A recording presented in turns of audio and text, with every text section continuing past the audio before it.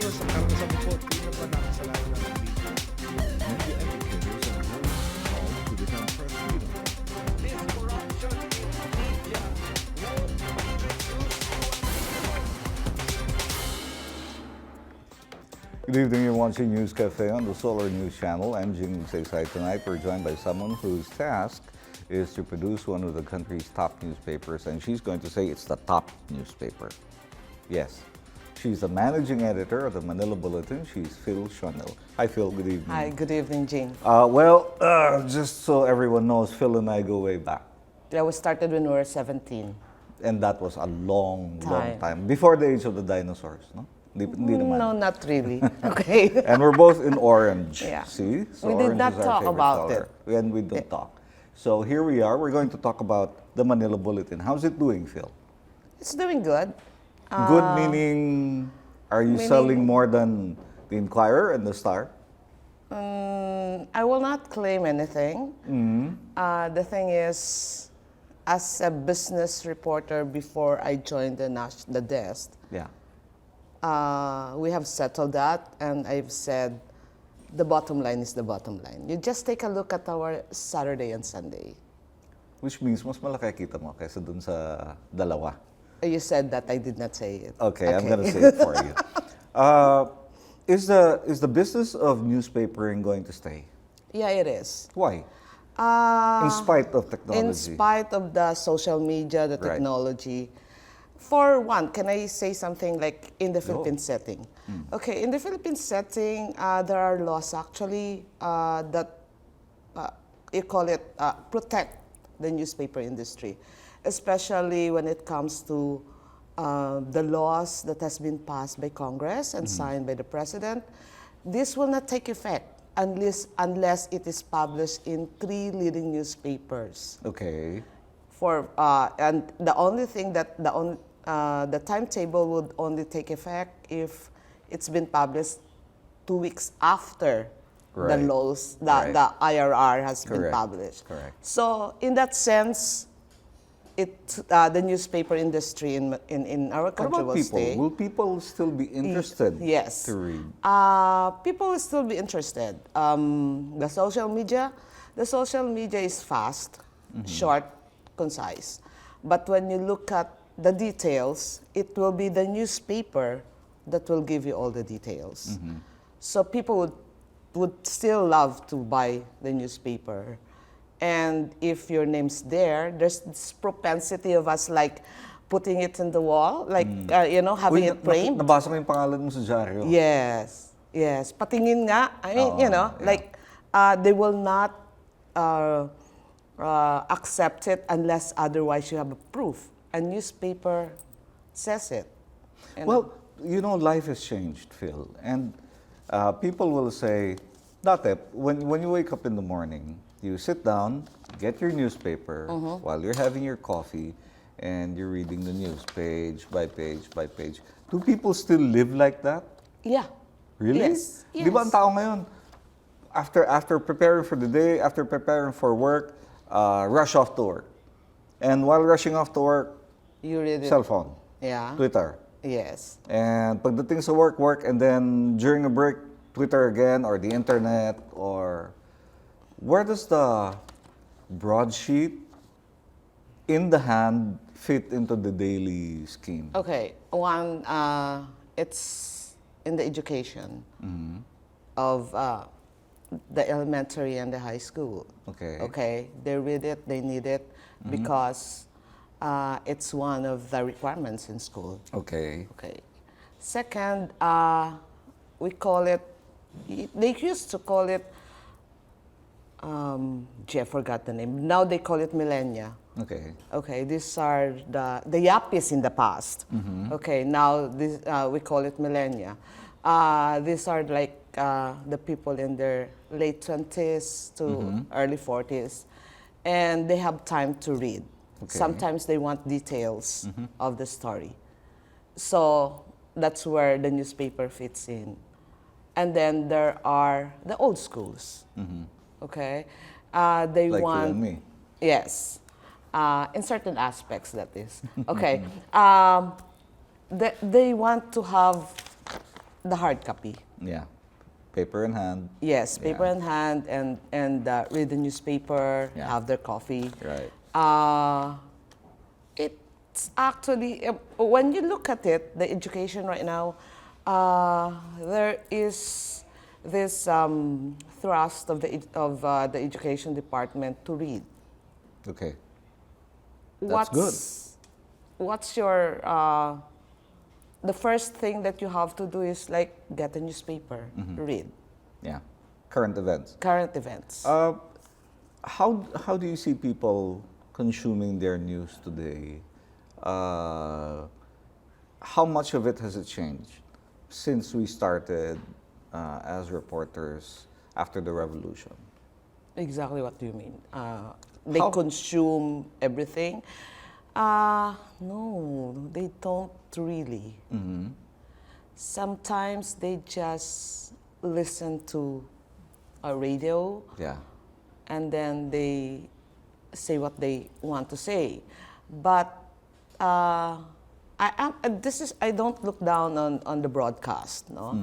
But the thing is, you have to explain it in details, and you can only do it in the newspaper, Okay. because I do understand the intricacies of the broadcast as well as well, including TV. Yeah. You have limited time. Yeah.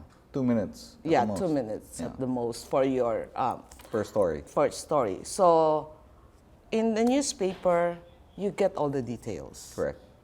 And if I'm a That's reader, where- I can stay as long as I want on one story. Yes, and you can really go back to it. I did not understand it. Right.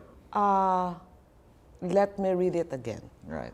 Or you So can you're- refer to it sometime in the future. Yes, Yeah. so it's a reference. Although we have archives Right. in our website, Yeah. but then again, it's the hard copy is entirely different. The editorial policy of the Manila Bulletin, has it changed since the revolution up to today? It has not changed in the sense that we have to present a balanced news, both sides of the story. Yeah. Okay. The social media, the Twitter, and the Facebook has actually served as a catalyst for us to improve more, How to does- catch up with the technology. How does your newspaper's editorial policy differ from the editorial policies of the Star and the Inquirer, for example? Magkakaiba? Kasi magkakaiba eh. Magkakaiba Look at it, naman. Yeah, magkakaiba eh, no? yes. Like, for us, we really, as I've said, we really have to present both sides of the story. They do? They don't? Or they, I am they not do? saying that, but in fairness, if one has been attacked, then we have to put up the opinion of the other. What is the comment of the other party? Okay. We have to level the playing field. Okay. And it's also good for the readers because you present a total perspective of the issue. So how do you do that? If you do that after the fact, no? But because if you see that if someone is setting a story in this manner, no? I Yes. don't want to say news agenda, no? But, Yes. But if someone is setting a story in a certain direction and you see what the guy's up to, then you decide, balansehin natin. Yeah. Is that what you do? Yes. We know. I mean, like, I'm not saying we're jaded. Okay. But what I'm saying is we've seen it. And we can decipher. Okay. We can see that, oops, this one is skewed towards All right. this is side. what this guy is doing. Yes. What I'm saying is a reporter should not become the mouthpiece of the source. Of course. You decipher what he says. Okay. You analyze it, and then you ask questions. If the answers are not actually in sync to what the news is, then you ask the other side. Because there's got to be a balancing here. There are some news that would only expound more on the other side, on the counterparty. Will you say that your newspaper is the most accurate? I don't want, you said that, okay? But how do you feel about it? I feel that it's our credibility at stake. Yeah. We have to be very prudent in terms of putting out a story. Okay. It has to be, we have It has to be right. Yes, it has to be right. That's one. And number two, we discuss it, an extensive discussion. We do hold a daily Story conference. story conference, all of the desk editors. And then we weigh things, we weigh the news as it is. Okay. If it's going to be the headline, not because he says something good or he says something controversial. How about choosing a headline? Do you think about, oh, this story is going to be sensational tomorrow morning, so this is what we're going to go with? Yes or no, it depends. How It depends on the situation, Okay. it depends on the issue. Okay. Okay, like in today's headline, I think we, all of us, the three, Manila Bulletin and the two others, we carried as headline, "It's another rub-out." Everybody wants to know what happened. Yeah. So it's a bit of sensationalism in a sense that there is again a rub-out incident, Right. but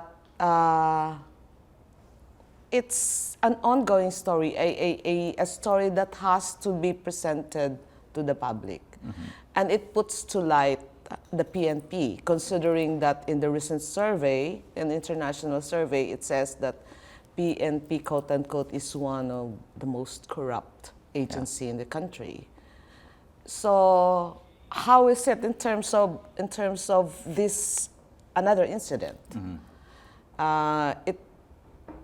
Does it give justify the survey that says PNP is actually the most corrupt?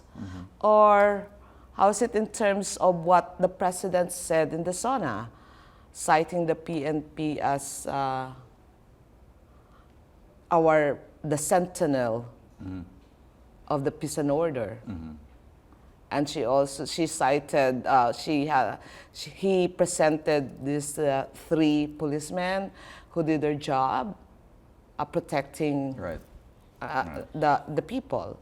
I mean, although it's kind of difficult because when you introduce reforms would have to be, it's a work in progress, if I may say so. So that's where the balancing act goes, and that's where you weigh things. Like a day after, this is what the PNP has reported. Okay.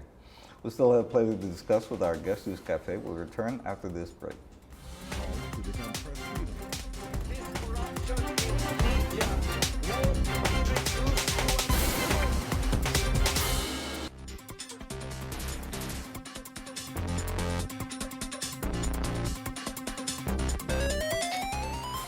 You're still watching News Cafe on the Solar News Channel, and we're still joined by our guest Fil Sionil, Managing Editor of the Manila Bulletin.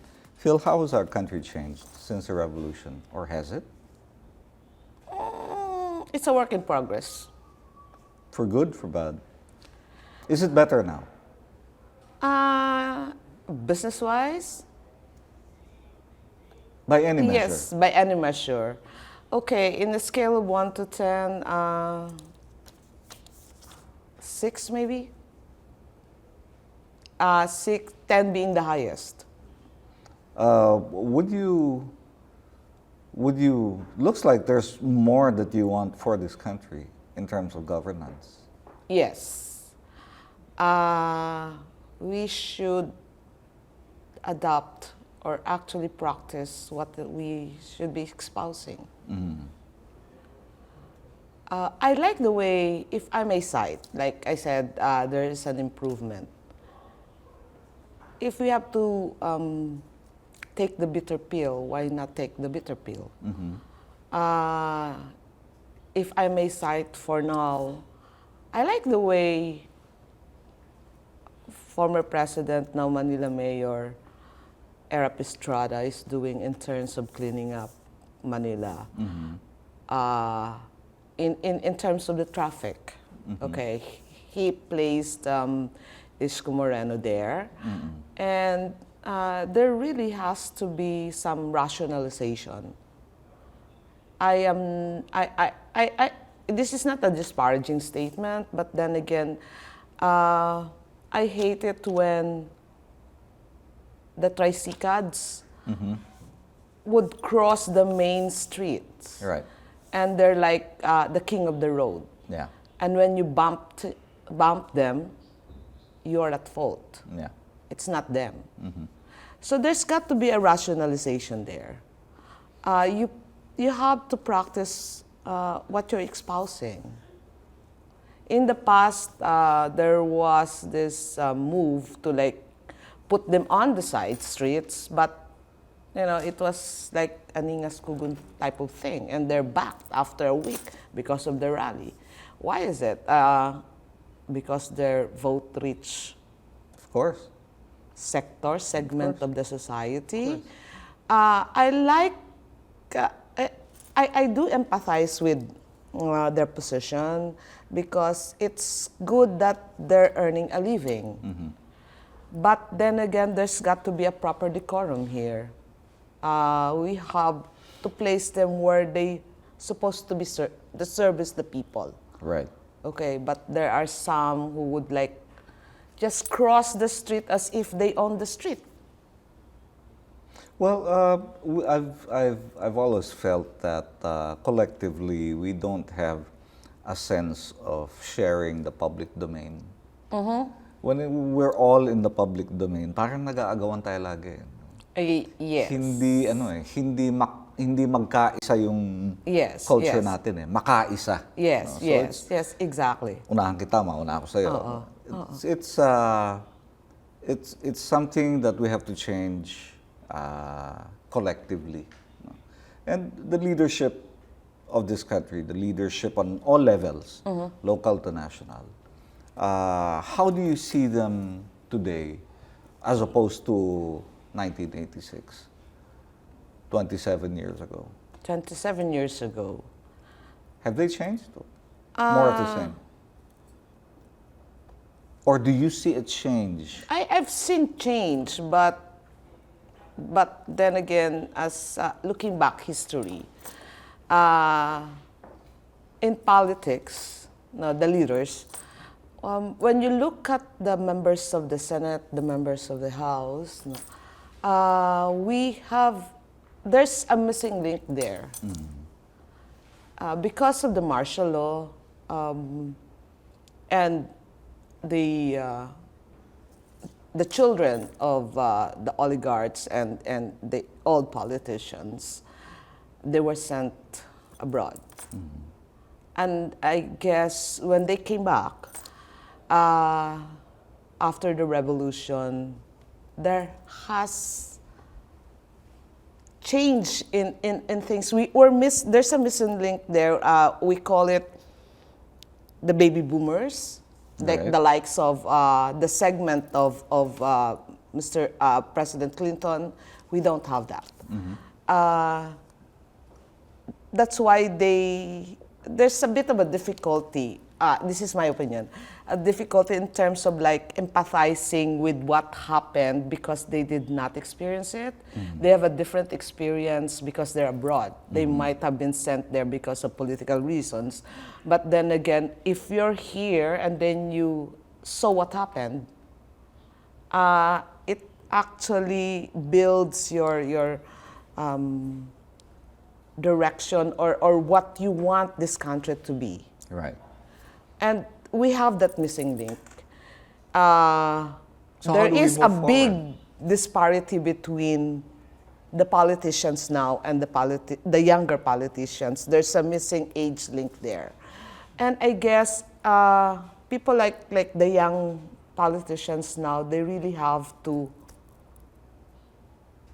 study and take a look at, read, and how was it the last time, and where do you think we should be lacking? What are the issues that are lacking for us to move forward?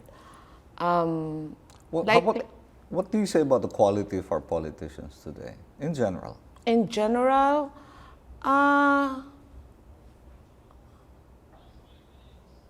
in a scale of 1 to 10 again, I would say 6 or 7. Okay, they were mouthing about the issues raised by the president during the SONA. They talk about the cabotage law, Yeah. amendment to the cabotage law. But nobody said, well, the reporters were asked the House Speaker about it, and the House Speaker said, yeah, we're going to push forward for it. But the thing is, nobody even explained what is a cabotage law. It's basically a liberalization of our shipping industry, our transport industry. And nobody said something about it. They just mentioned it in passing. And it's important because in the thrust of the president, it's inclusive growth. Right. How can you have, I mean, it has to be in sync, as I said. So the liberalization would mean increase in trade and investments.